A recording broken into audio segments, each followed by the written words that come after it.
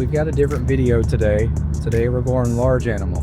I enjoy doing large animal. It's a nice break from the cats and dogs that I see all day long. Me and my dad actually have cows ourselves. I grew up on a small town farm in Georgia, and it's something that's really refreshing to me to kind of get out and do this. I don't get the opportunity very well, but if you didn't know, veterinarians have a license to work on all species. We really try to focus on just a few of them because it's very hard to stay up to date, all the different species and everything that's been going on with every animal.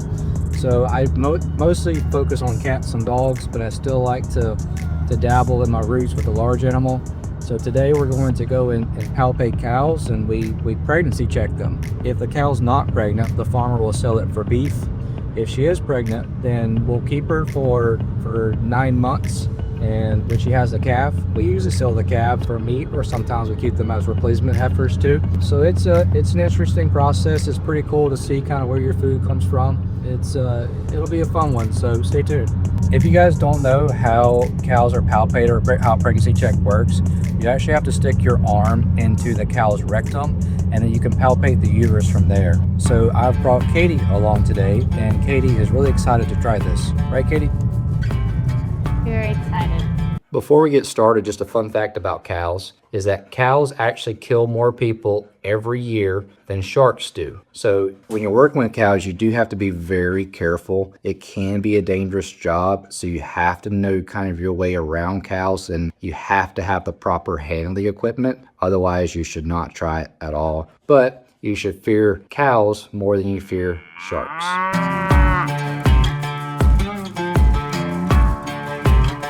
So this is our palpation sleeve. You put this all the way on so you don't get super dirty. Take a little bit of lube, aka some dish soap. Get it in.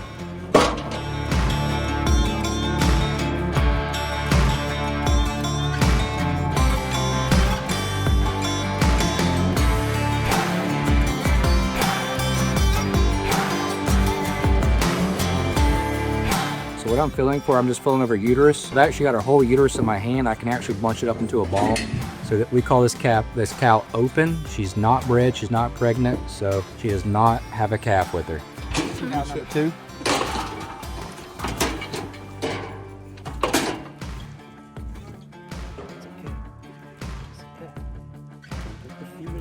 You can palpate the calf in here. It feels like a small dog, so she's technically in the second trimester. Just humans that have 3 trimesters. A small dog on palpation, second trimester. Cow number 3.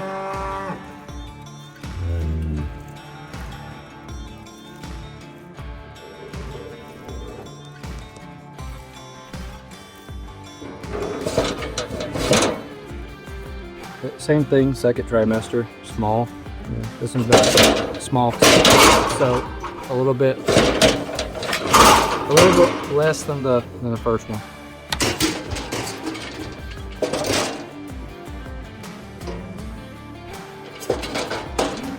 Same thing, second trimester.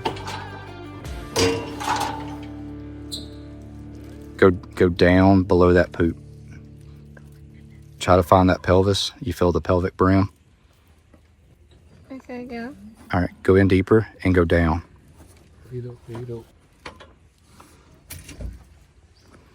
Find that pelvic brim and then go off the end of the pelvic brim and just pat around in there. You'll hit something hard. Oh, I feel it. I thought her heart hurt. I thought her go move. You felt Oh, it? it's moving. Yeah.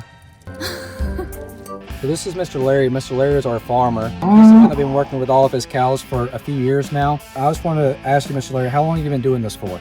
20 years. 20 years. And how many cows do you have here? Got 45 right now. 45. And what kind? Oh, Angus. Black Angus. Maybe Angus, some Angus cross, Okay. but mostly Angus. And why do you think it's important for people to know where their food comes from?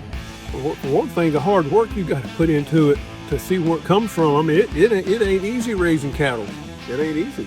Yeah. And with the prices of rising of the fuel costs and the cattle feed and everything that goes into it, it's kind of difficult. Yeah, and now you're starting to make a little bit of money. Just hope it lasts.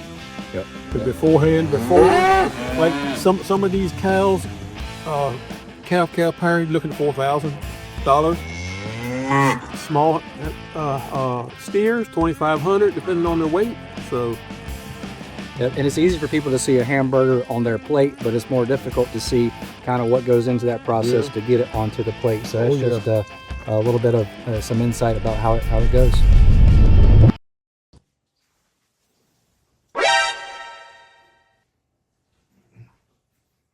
So that's it. That's how part of the beef is made. I hope you're able to get a little bit more knowledge and understanding about kind of what goes into it. One good thing about working with large animal people is always you don't get necessarily paid with money. Sometimes it's in other stuff, and that's okay. Today, we got paid with beef ribs, ground beef, and Texas Roadhouse. So Mr. Larry's always been a good friend to us and always try to treat us well. So we never do any money exchanges. He just always keeps my fridge full with things like this, and we really appreciate it.